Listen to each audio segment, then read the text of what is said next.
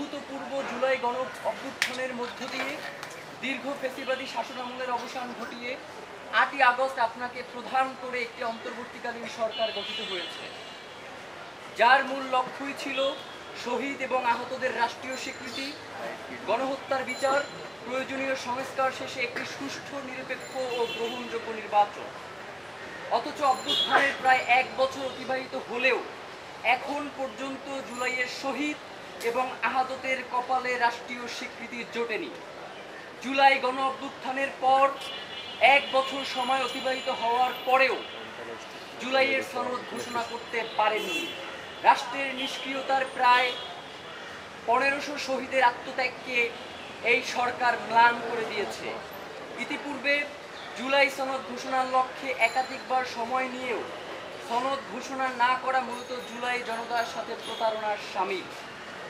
অভ্যুত্থানের সরকার থেকে এমন আচরণ কেউই প্রত্যাশা করে না।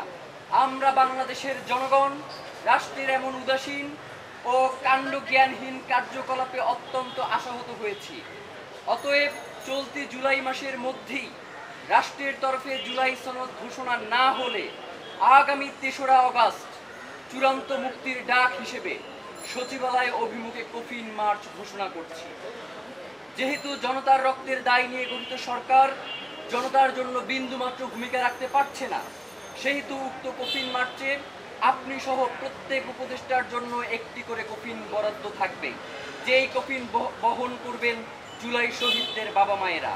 আমরা গভীরভাবে প্রত্যাশা করি আপনারা সেই কফিনে চড়বার আগেই জুলাই সনদ ঘোষণা করে হাজারো শহীদের রক্তের ঋণ মেটাবেন। ছাত্র জনতা ও জুলাই যোদ্ধাদের পক্ষে ইনকিলাব মঞ্চ। ইনশাআল্লাহ আপনাদের সাথে দেখা হবে কফিন মার্চে।